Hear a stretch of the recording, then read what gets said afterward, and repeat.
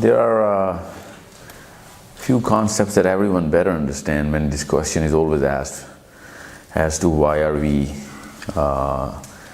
not producing any thought leaders in this part of the world. The real quick answer is, and as brief as I can make it, I'll give it to you, that we're all serotonin-based creatures. And there's a way this chemical works. And I'm not just talking about human beings. You can see that in all animals, which are all behaving the same way, choosing how they're going to construct a certain hierarchy of competence, no matter what their purpose is, even if it's chimpanzees or other animals. Same thing happens with the human beings. We've been doing this ever since, because that's the one common thing between all human beings and other animals, and that's creating a hierarchy of competence. No matter what the purpose is, that purpose actually is reverse engineered into what kind of competence that an individual has, or a community has in general, mostly an individual, as to how well he can achieve that purpose for the herd.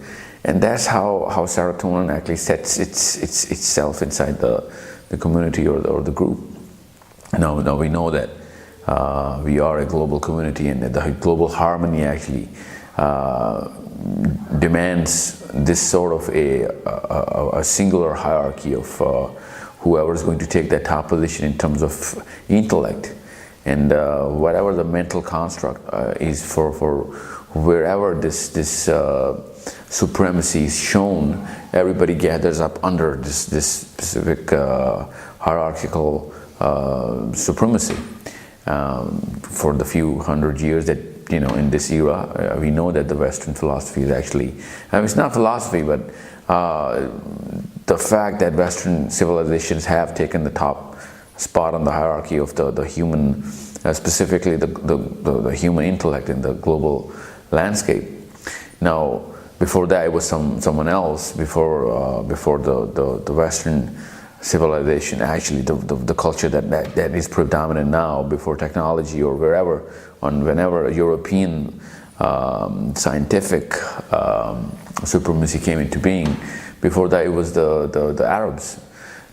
Take it back 1,000 years and you can see Persians. 1,000 more years you're going to see the Romans. 1,000 more you're going to see the Greek, and then take it down to Babylon.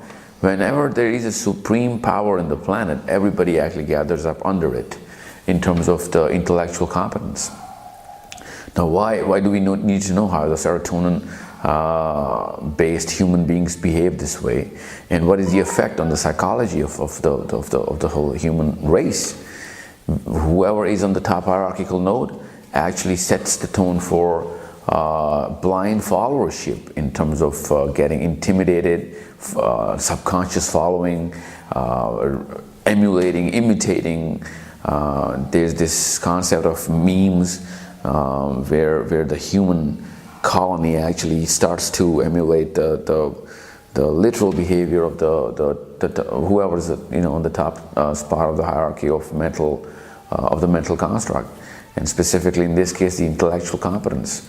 And this is why whenever we see in this part of the world where we have a philosophy, we have a very, very hardline philosophy of what to do and what is the purpose of life, we can't possibly do anything about it, because this is the kind of make we have.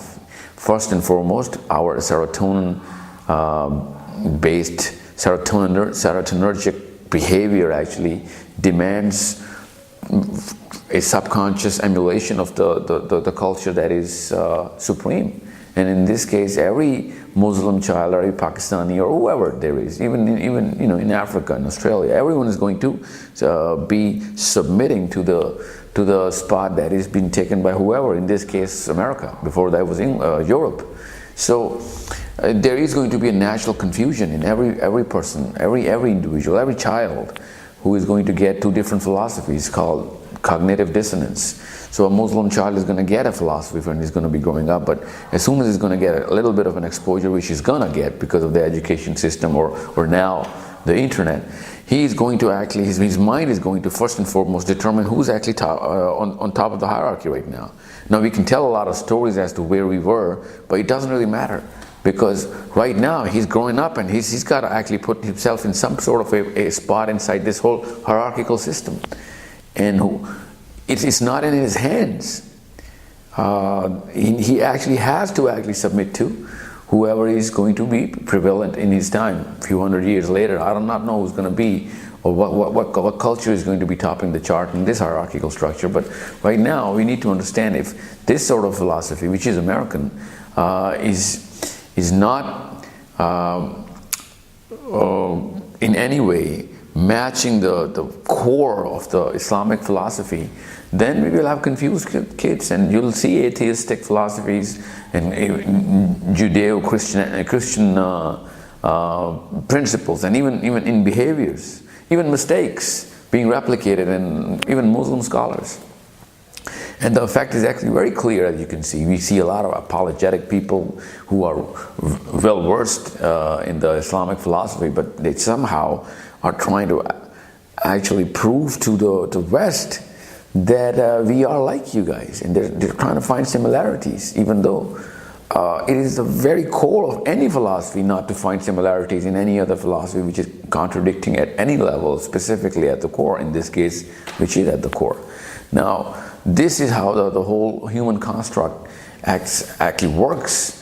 And unless we know the chemistry of the human being, we cannot possibly do anything about it.